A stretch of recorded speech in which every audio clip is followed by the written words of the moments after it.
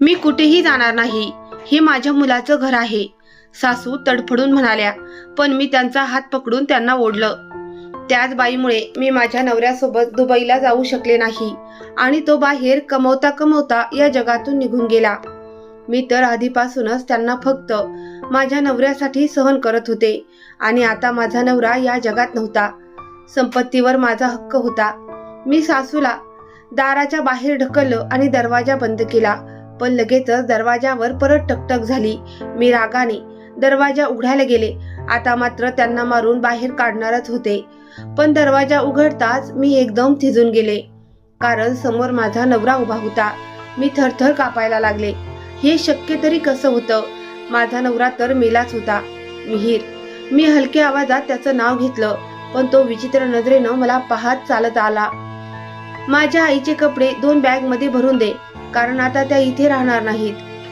तो गंभीरपणे बोलत फोनवर बोलायला लागला आणि मी अजूनही काही पावलं लांब उभी. विश्वास बसत नव्हता की तो खरंच माझ्या समोर जिवंत उभा आहे. मिहीर. यावेळी मी मोठ्या आवाजात त्याचं नाव घेतलं, पण त्याने काहीच उत्तर दिलं नाही. मिहीर, जे काही केलं गेलं त्यामागे कारण होतं. तुझ्या आईनं मला खूप त्रास दिला होता. मी तुझ्याकडे यायचं खूप वेळा ठरवलं, पण त्यांनी माझा पासपोर्टच काढून घेतला होता. मी पुन्हा सांगतो, आईचे कपडे बॅग मध्ये भरून दे, नाहीतर मीच जाऊन घेतो. मी विवश झाले आणि त्याच्याकडे पाहत सासूंच्या खोलीत गेले. त्यांचे कपडे आवरण्यासाठी हातातून काहीतरी उचलणं अशक्य झालं होतं, पण तरीही मी स्वतःला कसंबसं सावरत होती. माझा नवरा तर मेला होता, मग तो अचानक जिवंत कसा झाला? त्याच्या मृत्यूची बातमी त्याच्या सगळ्यात जवळच्या मित्राने मला व्हॉट्सअपवर पाठवली होती. एक फोटो ज्यात तो पांढऱ्या कापडात गुंडाळलेला होता. तोच माझी शेवटची आशा होता. त्याच्या मृत्यूची बातमी आली तेव्हा मी पूर्णपणे कोसळले. काहीतरी रात्र आणि दिवस मी रडत रडत काढले, पण आज तो अगदी सुरक्षित आणि जिवंत माझ्या समोर उभा होता आणि त्याच्या आईचे सामान मागत होता. त्याने एकदाही माझ्याशी नीट बोललं नाही की माझी विचारपूस केली नाही. मी त्याला किती वेळा हाक मारली होती. कसं तरी मी सासूचे कपडे बॅगमध्ये भरले. मनात भीती होती, कुठे मिहीर मला घटस्फोट तर देणार नाही ना? कारण थोड्याच वेळापूर्वी मी त्याच्या आईला घराबाहेर काढलं होतं आणि आता त्याला ही गोष्ट समजली होती. जेव्हा मी बॅग घेऊन बाहेर आले तेव्हा त्याने काहीही न बोलता ती बॅग माझ्या हातातून घेतली आणि घराबाहेर निघून गेला आणि मी फक्त मागून त्याला हाक देत राहिले. मिहीर, माझं ऐक तरी, मी जाते. आईला इथेच राहू दे. त्याने वळून माझ्याकडे पाहिलं आणि म्हणाला, गरज नाहीये सगळ्याची. आणि मग तो तिथून निघून गेला. मी किती वेळा देवाकडे तक्रार केली होती की माझा नवरा मला इतक्या लवकर का हिरावून घेतला.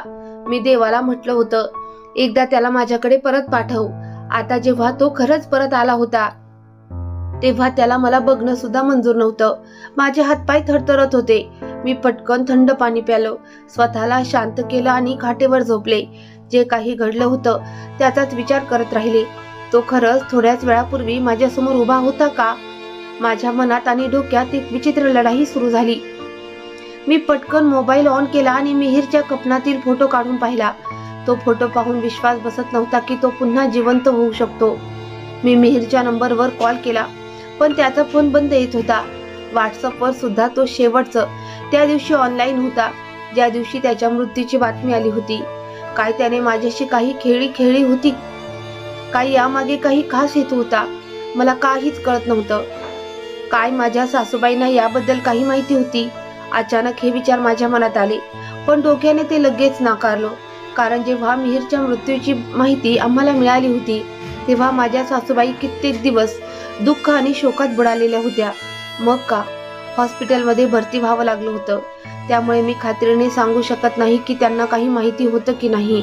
हे भगवंता, माझी मदत कर, मला सत्य दाखव. मी असहाय्यतेने डोळे बंद करत म्हणाले आणि डोळ्यांसमोर केवळ माझा नवरा होता. जे काही घडलं ते खूपच वेगळं होतं, पण त्यातलं सगळ्यात विचित्र म्हणजे मिहीरने एकदाही माझ्याकडे नीट पाहिलं नाही. तो सतत नजरा चुकवत होता, जणू काहीतरी लपवत होता. मी दचकून उठून बसले, पण विचार करूनही मला कळेना की नेमकं काय झालं होतं. माझं लग्न झालेला 1 महिना झाला होता. तो महिना माझ्या आयुष्यातला सगळ्यात सुंदर काळ होता. लोक लग्नाबद्दल भीती दाखवतात, पण कोणी सांगत नाही की लग्न आनंददायी देखील असू शकतं. मिहीर फारसा रोमॅन्टिक नव्हता. साधारण इतर पुरुषांसारखाच होता, पण तो माझी काळजी घेत होता आणि मला आदर देत होता. लग्नाच्या रात्री मला काहीसं विचित्र वाटत होतं, म्हणून मी हळूच विचारलं, काय झालं? तुम्ही खूप अस्वस्थ वाटताय. त्याने उत्तर दिलं, नाही, असं काही नाही. पण त्याच्या चेहऱ्यावरून स्पष्ट होतं की तो काहीतरी लपवत आहे. खूप विचार केल्यानंतर मी त्याला हळुवारपणे विचारलं, तुम्हाला हे लग्न करायचं नव्हतं का? तो दचकून माझ्याकडे पाहू लागला आणि मग हळूच म्हणाला, नाही, असं नाही. पण आता जे झालं आहे ते बदलता येणार नाही. मी म्हटलं, मिहीर, तुम्ही मला उघडपणे सांगा, तुम्ही कोणावर प्रेम करत होतात का? मी शक्य तितकी शांत राहिले. त्याने उत्तर दिलं, नाही, असं काही नाही. पण ते सांगताना तो अडखळत होता, त्यामुळे मला समजलं की कदाचित तेच खरं असावं. मग मी गंभीरपणे म्हणाले, जे काही झालं त्यात आपली दोघांचीही काही चूक नाही. आता आपल्याला आयुष्य एकत्र घालवायचं आहे, तर आपण ते चांगल्या पद्धतीने का नाही जगू शकत? जरी तुम्ही तिच्यावर प्रेम करत असाल तरी तुम्ही माझा सन्मान करू शकता आणि मी तुमचा करीन. कदाचित आपण चांगले मित्र होऊ शकू. तो माझ्या आयुष्यातला पहिला आणि शेवटचा क्षण होता जेव्हा मी माझ्या निर्णयावर ठाम राहिले. जर त्यावेळी मी हे सगळं सांगितलं नसतं तर कदाचित मिहीर माझी काळजी घेत नसता, ना माझा आदर केला असता. माझ्या मैत्रिणी म्हणायच्या की माझं बोलण्याचं कौशल्य खूप गोड आहे. कदाचित त्याचाच प्रभाव असावा. मिहीरला माझं म्हणणं पटलेलं होतं. त्या दिवशीपासून त्याने माझा खूप सन्मान करायला सुरुवात केली आणि प्रेमाने बोलू लागला. लग्नाच्या पहिल्या रात्री जे भीतीदायक विचार माझ्या मनात चालले होते ते सगळे संपून गेले होते. दुसऱ्या दिवशी माझ्या सासूबाईंनी सांगितलं, तिला पाहताच माझ्या मुलाने म्हटलं होतं की तो हिच्याशीच लग्न करणार. हे ऐकून माझं ते रागाचं कारणही मिटलं की त्यांचं कोणावर तरी दुसऱ्यावर प्रेम आहे. पण मी चुकीची होते. त्याचं खरंच कुणावर तरी दुसऱ्यावर प्रेम होतं आणि त्यावेळी मला हे समजलं नाही. लग्नाला 1 महिना आम्ही खूप चांगल्या प्रकारे घालवला. सासूबाई सुद्धा त्रास देत नव्हत्या, आपापल्या कामात राहायच्या. मला वाटलं की लग्नाचं सगळं सुख माझ्या पदरात पडलंय. मी इतकी नशिबान आहे का? पण हे सगळं एक भ्रम होता, कारण त्यानंतर जे घडलं ते माझं नशीब असू शकत नव्हतं. बरोबर 1 महिन्यानंतर मिहीरचं व्हिसाचं नूतनीकरण झालं आणि ते दुबईला जाण्याच्या तयारीला लागले. मी उदासपणे विचारलं, तुम्ही मला तिकडे बोलावणार ना? पण मिहीरने या प्रश्नाचं उत्तरच दिलं नाही. ते त्यांचं सामान भरण्यात मग्न होते. मी म्हटलं, मिहीर, मी तुमच्याशी बोलते. मला दुर्लक्षित केल्यासारखं वाटू लागलं. त्यांनी हसत माझ्याकडे पाहिलं आणि म्हणाले, सुमेधा, सध्या ते शक्य नाही. पहा, आपण किती छान वेळ एकत्र घालवला. मी लवकरच परत येईन. दुसऱ्या देशात काय आहे असं? ते म्हणाले, आपला देशच सगळ्यात उत्तम असतो. जर रोजगाराची चिंता नसती तर मी तुला कधीच सोडून गेलो नसतो.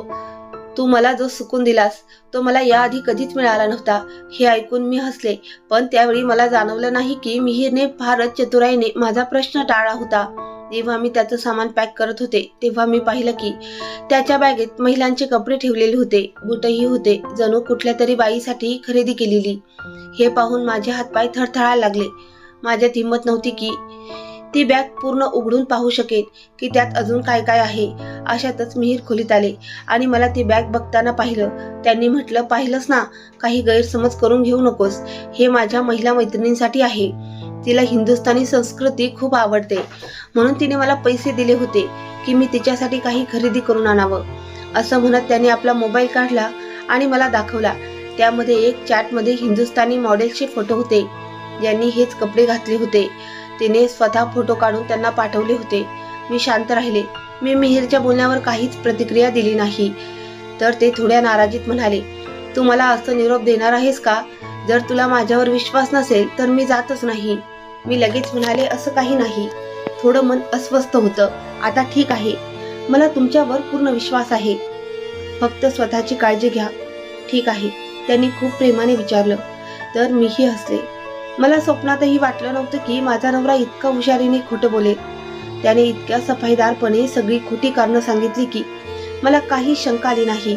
तो मला भेटून खोलीतून निघून गेला आणि मीही चादर घेऊन बाहेर आले. आम्ही सगळे त्याला एअरपोर्टला सोडायला जात होतो. माझी जाऊ आणि सासू दोघी सोबत होत्या. मिहीरला सोडायला सासरेही येणार होते आणि गाडी भाड्याने घेतलेली होती.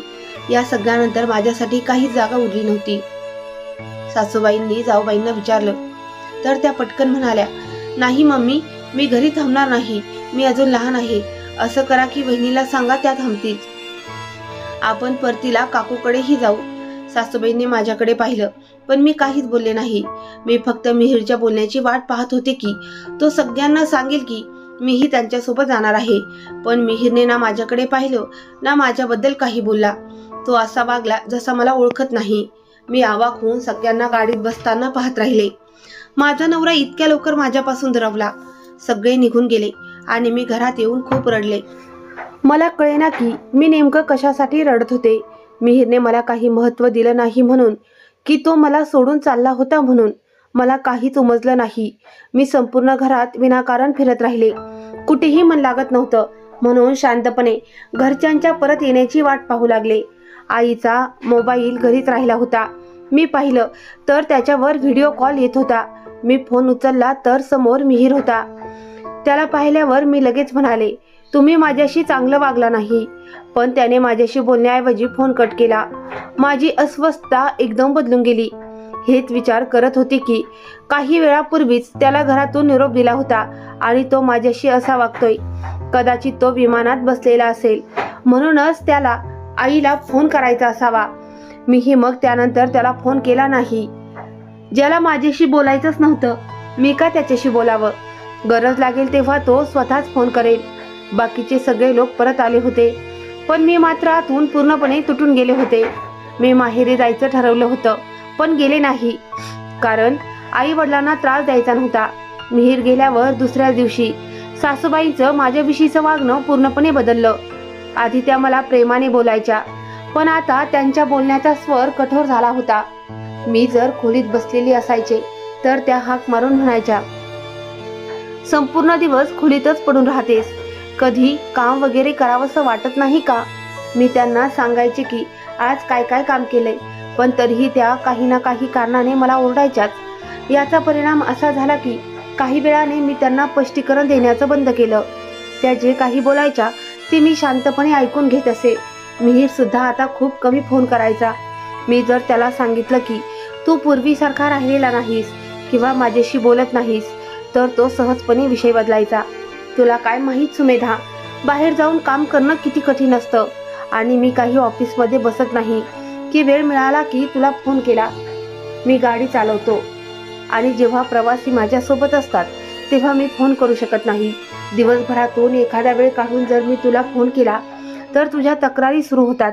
यावर मी गप्प बसायचे, कारण तो बरोबर बोलायचा, जरी मीही माझ्या जागी बरोबर होते.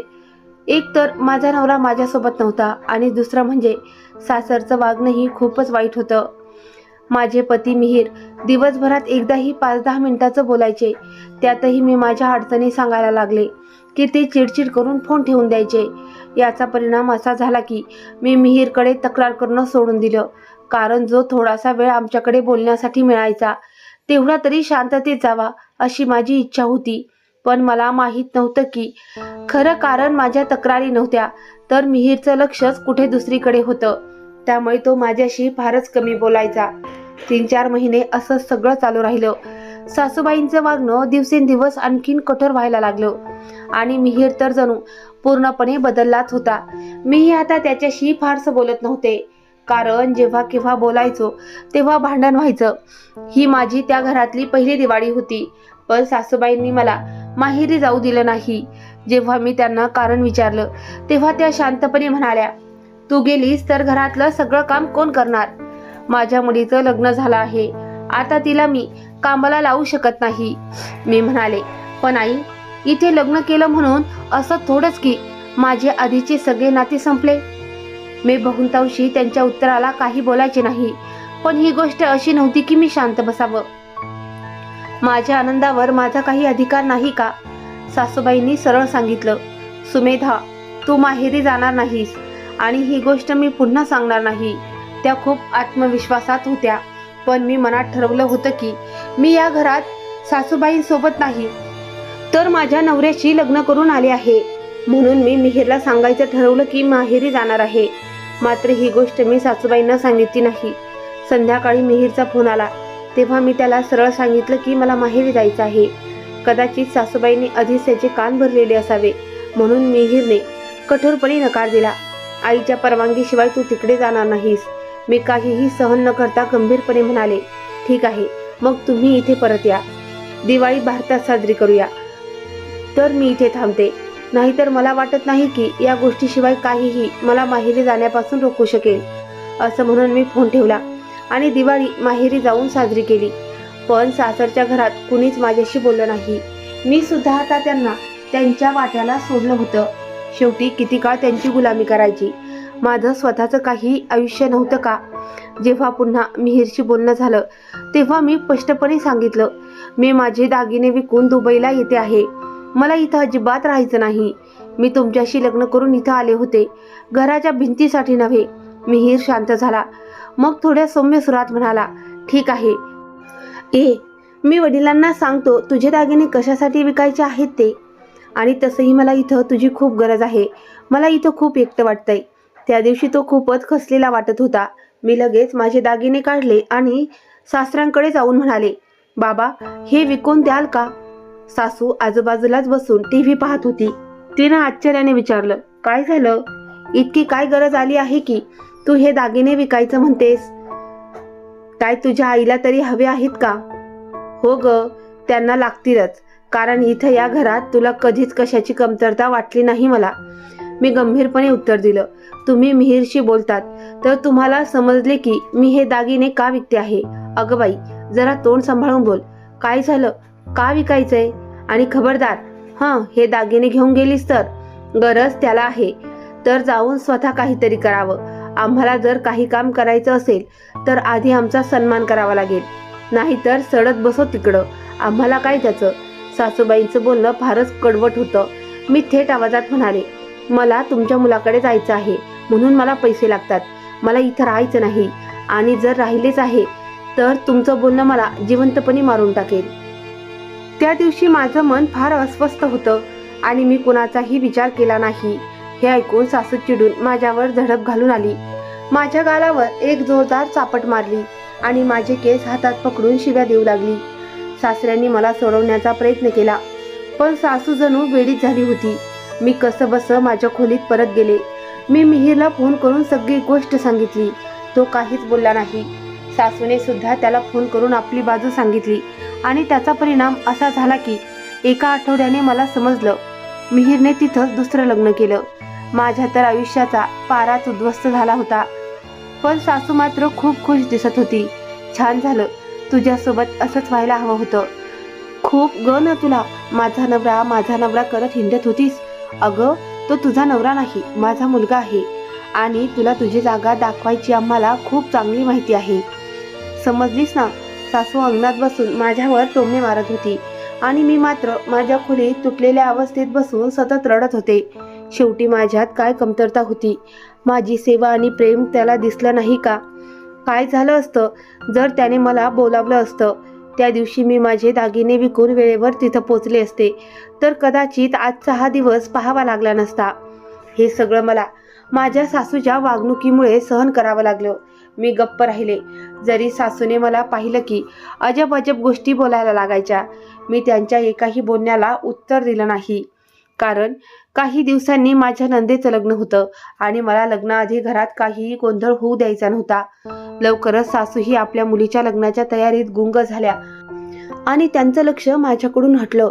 त्यांनी मला काही विचारलं नाही, कोणत्याही गोष्टीत सामील केलं नाही. पण आता मला काहीच फरक पडत नव्हता. जेव्हा माझा नवरा मला नाकारतो तेव्हा या जगाकडून काय अपेक्षा ठेवायची? मी तर लग्नासाठी नवीन कपडेही शिवले नाहीत, फक्त लग्नात आणि हुंड्यात मिळालेले कपडेच घातले. जेव्हा मिहीरच्या लग्नाची बातमी समजली त्यानंतर त्याने मला एकदाही फोन केला नाही. जरी मी डझनभर वेळा कॉल केले पण त्याने उचलणंही गरजेचं समजलं नाही. मीही सर्व प्रकारच्या प्रयत्नांना सोडून दिलं आणि बसून आपलं नशीब काय खेळ खेळतंय ते पाहू लागले की ही जीवनरूपी वाट मला कुठं घेऊन जाईल. माझ्या नंदेचंही लग्न झालं, जी घरात अचानक आलेली लगबग आणि आनंदाची भावना होती, ज्यात मी माझं दुःख काही काळ विसरले होते, ती सगळी पुन्हा आठवायला लागले. मी पूर्ण दिवस घराच्या कामात बिझी असायचे. एक काम संपलं की दुसरं काम काढून परत सुरुवात करत असे. या सगळ्याचं कारण एकच, माझं मन विचारात गुरफटू नये. त्या बाजूला मिहीर सतत आपल्या आईशी बोलत होता. तो खूप आनंदात होता हे मला स्पष्ट समजून आलं होतं. याच दरम्यान मी घटस्फोट घेण्याचा विचार करू लागले होते. कारण जे काही मी सहन करत होते ते आता माझ्यासाठी शक्य नव्हतं. जर त्याला तिथंच लग्न करायचं होतं तर मग मला माझ्याच घरी नोकरानी का बनवलं. पण मी त्याच्याशी घटस्फोट घेऊ शकले नाही, कारण त्याच वेळी मिहीरच्या मृत्यूची बातमी आम्हाला मिळाली. मी बाजारात गेले होते काही गरजेच्या गोष्टी घ्यायला. परत आले तर गल्लीमध्ये रडण्याच्या आवाजाने वातावरण भारून गेलं होतं. मी आश्चर्याने इकडं तिकडं पाहिलं तर समजलं की आवाज आपल्या घरातून येतोय.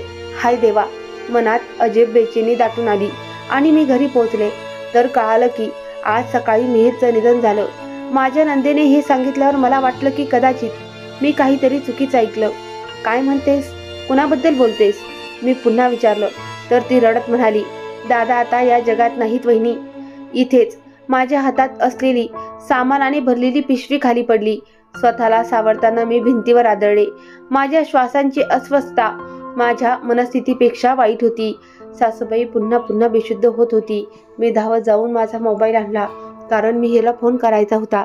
मला खात्री होती की तो नक्कीच सुरक्षित असेल. हे सगळं सासूबाईंचं काहीतरी नवीन नाटक असणार असंच वाटत होतं. मी खूप घाबरले होते, काहीच कळत नव्हतं. थरथरत्या हाताने मी पटकन मिहीरचा नंबर डायल केला, पण फोन जात होता. श्रद्धा मला मिठी मारून जोरजोरात रडू लागली. वहिनी विश्वास ठेवा, भाऊ आता नाहीत. हाय माझा भाऊ. मीही तिला मिठी मारली आणि आम्ही दोघीही आकंताने रडायला लागलो. आम्हाला सावरायला 1 आठवडा लागला. पूर्णपणे नाही, पण बऱ्यापैकी सावरलो होतो. आठवडा गेला, मग 1 महिना सरकला. माझ्या सासूबाई ज्या एकदम शांत होऊन गेल्या होत्या त्या पुन्हा बोलू लागल्या.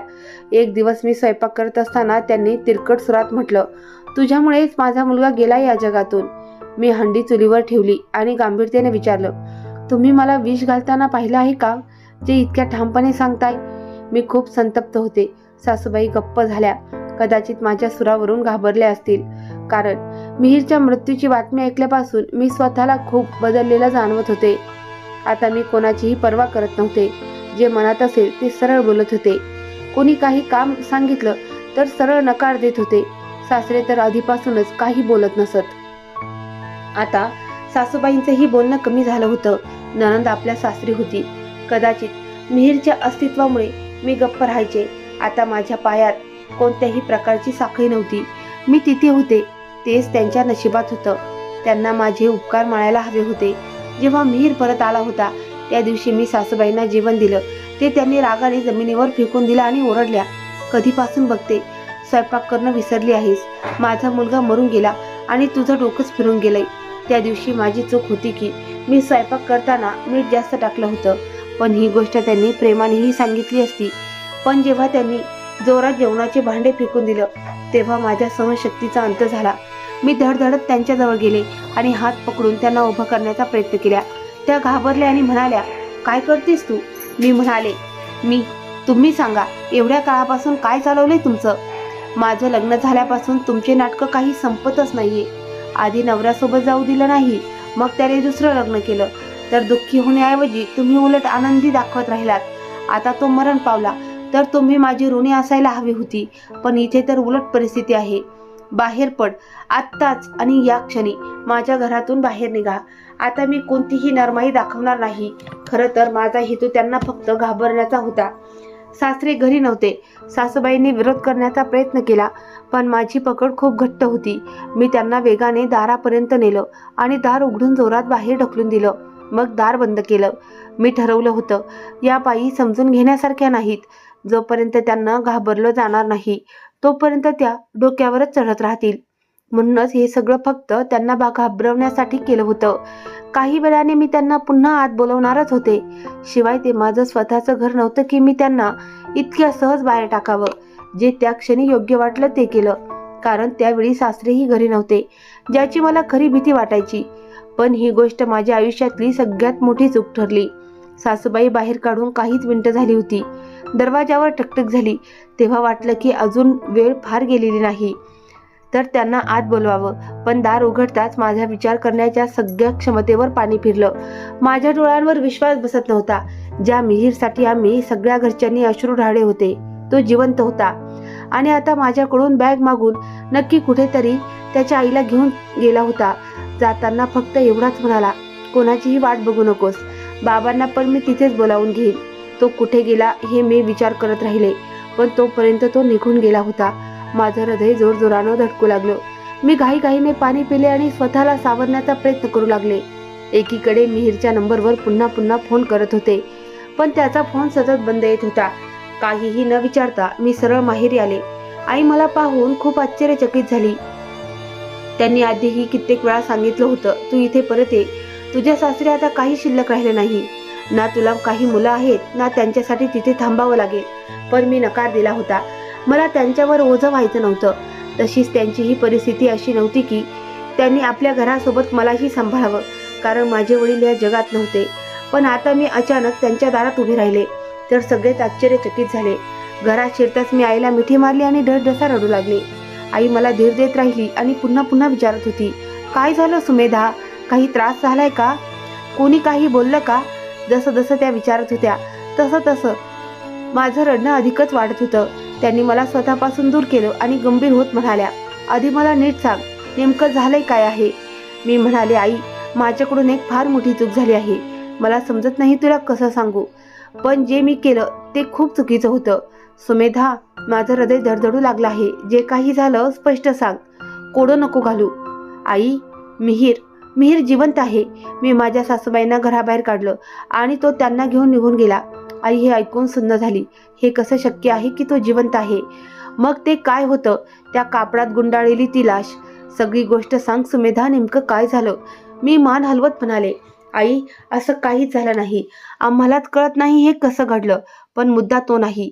मी म्हणाले, माझ्या सासूबाई बाहेर बसल्या होत्या तेव्हा तो आला. मग मी आईला सगळी गोष्ट सांगून टाकली. आई खूपच अस्वस्थ झाली. आजवर मी सासरी जे काही सहन केलं त्याबद्दल एक शब्दही मी माझ्या माहेरी सांगितला नाही. माझी एकच भावना होती, जेव्हा मी त्रस्त होते तेव्हा त्यांनाही का त्रस्त करू?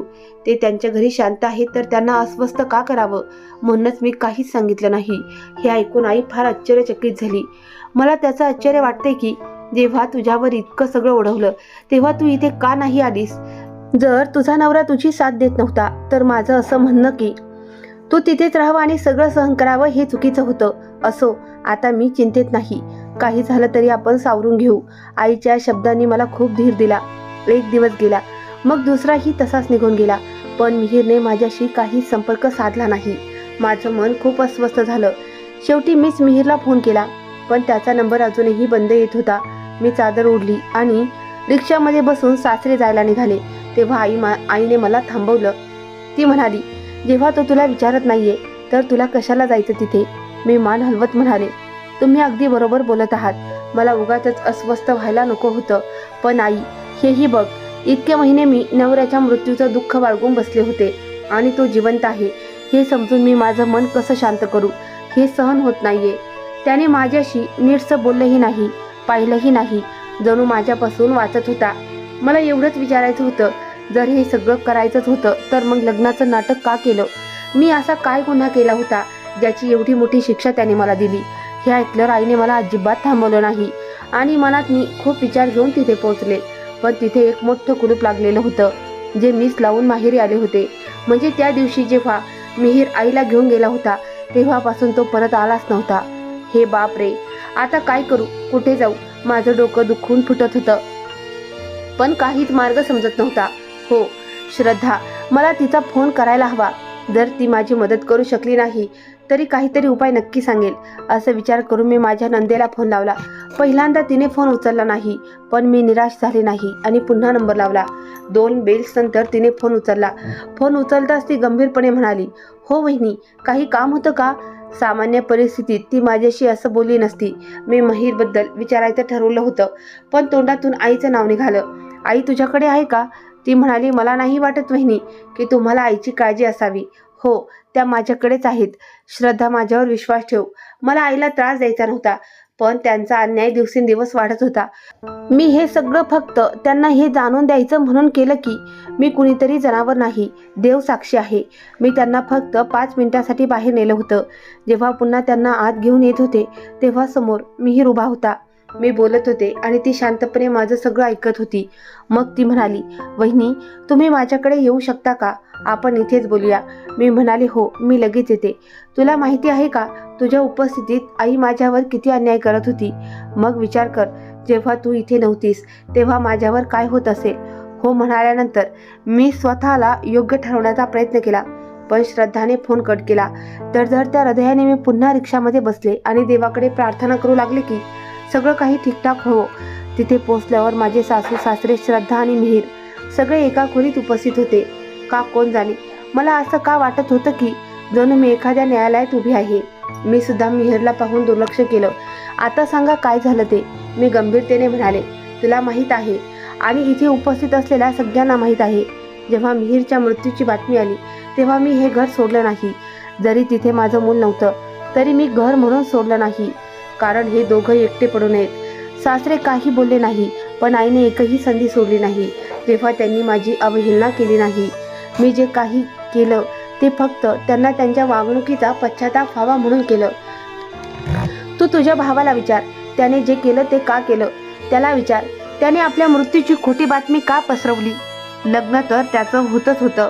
शेवटी मी त्याचं काय नुकसान केलं होतं की त्याने आपल्या मृत्यूची बातमी इकडे पाठवली. मी मिहीरकडे बोट दाखवत म्हणाले. माझी नणंद आश्चर्याने म्हणाली, तुला माहीत नाही का. काय माहीत नाही मला, मी गंभीरतेने विचारले. हा मिहीर नाही. मी आश्चर्यचकित झाले, कारण मला खात्री होती की हे कुठलं तरी विनोद आहे. ईश्वराचं नाव घे, मी सध्या कुठल्याही विनोदाच्या मूडमध्ये नाही. बहिणी, मी पण तुझ्याशी विनोद करत नाहीये. हा कौशिक आहे, मिहीरचा जुळा भाऊ. माझे एक नव्हे 2 भाऊ आहेत. मिहीर भाऊ दुबईमध्ये राहतात आणि हा इंग्लंडमध्ये. हे माझ्यासाठी धक्कादायक सत्य होतं, कारण लग्नानंतर आजपर्यंत कुणीच कौशिकचा उल्लेख सुद्धा केला नव्हता. मी आश्चर्याने त्याच्याकडे पाहत होते. जेव्हा माझी नणंद हळूवारपणे म्हणाली, तर सांगा, तुम्ही कौशिकशी लग्न करणार का. श्रद्धा, कशा बाता करतेस तू. मला तुम्हा सगळ्या घरच्यांची समज येईना. एक काही बोलतो तर दुसरा काहीतरी वेगळंच बोलायला लागतो. कौशिक म्हणू लागला, तुझ्यासोबत जे काही घडलं ते एक गैरसमज आणि माझ्या आईच्या स्वार्थी वागणुकीमुळे घडलं. जेव्हा तुझा फोटो आला तेव्हा दादाने तर पाहता क्षणी नकार दिला होता, पण मला तू आवडली होती, कारण जशी जीवनसाथी मला हवी होती तशीच तू दिसत होती.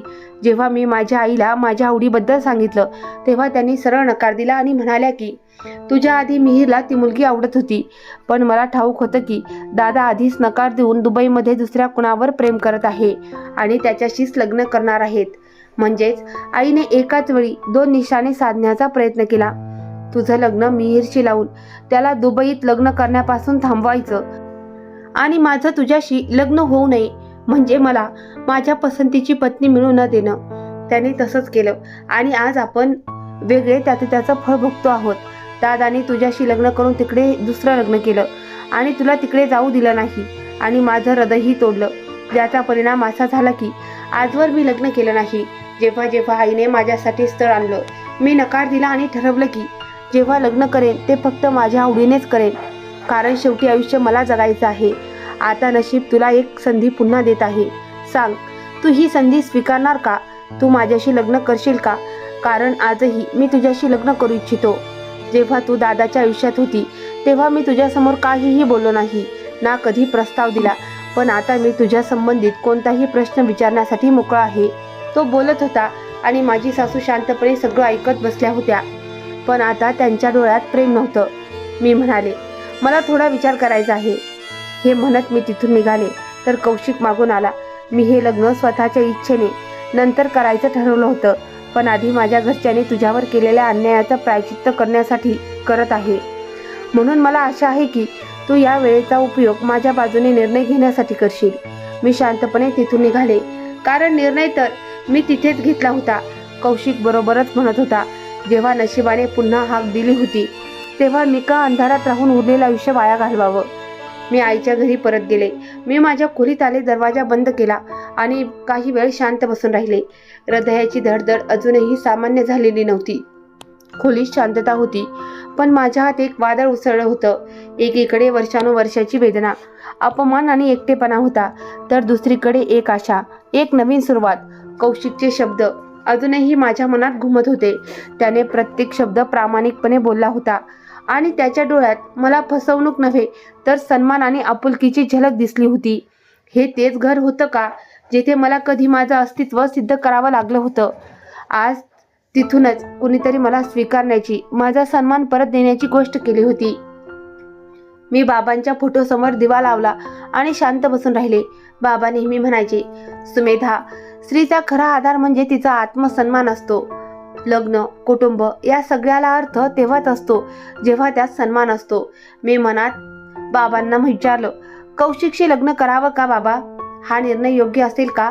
उत्तर आलं नाही, पण मनाला एक शांती मिळाली, जसे एखादा अदृश्य हात माझ्या पाठीवरून हात फिरवत म्हणत होता, आता उशीर करू नको. सुमेधा, तू सहन करत राहण्यासाठी नाही, जगण्यासाठी जन्मली आहेस. दुसऱ्या दिवशी सकाळी मी एक साधीशी साडी नेसली, केस हलक्या गोळ्यात बांधले आणि कोणताही दिखावा न करता त्या घराकडे परत निघाले, जिथे अजूनही एक निर्णय माझी वाट पाहत होता. दरवाजा श्रद्धाने उघडला. तिच्या डोळ्यात आज राग नव्हता, फक्त एक शंका होती. काय उत्तर आहे वहिनी? मी हसले आणि पूर्ण आत्मविश्वासाने आत गेले. सगळे लोक त्याच खोलीत बसलेले होते. कौशिक उभा राहिला, पण काही बोलला नाही, जणू तोही माझं उत्तर शब्दाशिवाय समजून घ्यायचा प्रयत्न करत होता. मी सर्वात आधी माझ्या सासूकडे पाहिलं. त्यांच्या डोळ्यात आजही कठोरपणा होता, पण आता त्यात पश्चातापाची एक स्पष्ट सावली दिसत होती. मी म्हटलं, मी कौशिकशी लग्न करण्यास तयार आहे, पण एका अटीवर. सर्वजण चकित झाले. कौशिकने गंभीरतेने विचारले, कोणती अट? यावेळी हा नातेसंबंध फक्त माझा आणि तुझा असेल. यात कुठलाही खोटेपणा, दबाव किंवा स्वार्थ असणार नाही. आपण या घराला पुन्हा माणुसकीने आणि प्रेमाने भरू आणि जे काही मागे राहिलं आहे ते आपण तिथे सोडून देऊ. भूतकाळात. कौशिकचे डोळे पाणावले. तो एक पाऊल पुढे आला आणि म्हणाला, माझी तुझ्या या अटीला संमती आहे. खरंच हेच माझं स्वप्न होतं. सासू काहीतरी बोलण्याचा प्रयत्न करत होती, पण शब्द सापडले नाहीत. कदाचित पहिल्यांदाच त्यांनी मला सुनेपेक्षा एका माणसासारखं पाहिलं. त्या दिवशी मला जाणवलं की आयुष्य आपल्याला अनेक वेळा खाली पाडतं, पण जर आपल्याला पुन्हा उभा राहायचं धैर्य असेल तर ते आपल्याला पुन्हा उंचीवर नेण्यास कधीच मागे पण करत नाही. आणि त्या दिवशी मी ठरवलं, आता मी फक्त कोणाची तरी पत्नी किंवा सून होणार नाही, तर माझ्या आयुष्याची लेखिका बनेन माझ्या अटींवर. तर मित्रांनो, ही गोष्ट आपल्याला शिकवते की एका स्त्रीचा सगळ्यात मोठा आधार तिचा आत्मसन्मान असतो. नातेसंबंध टिकवायचे असतील तर त्यात प्रामाणिकपणा, विश्वास आणि परस्पर सन्मान असावा लागतो. भूतकाळाच्या चुका मागे टाकून आपण धैर्याने पुढे गेलो तर जीवन आपल्याला नवीन दिशा देते. स्वतःसाठी उभं राहणं आणि निर्णय घेणं हे कोणत्याही दुःखावर मात करण्याचं पहिलं पाऊल असतं. कोणत्याही नात्याची पायाभरणी सत्य आणि सद्भावनेवर झाली पाहिजे, न की स्वार्थ किंवा खोटेपणावर. आयुष्य आपल्याला वारंवार संधी देतं, फक्त आपल्याला ते स्वीकारण्याची तयारी असायला हवी. सुमेधासारखी जर एखादी स्त्री स्वतःच्या आत्मसन्मानासाठी उभी राहिली तर ती फक्त स्वतःला नाही तर संपूर्ण घरालाही बदलू शकते.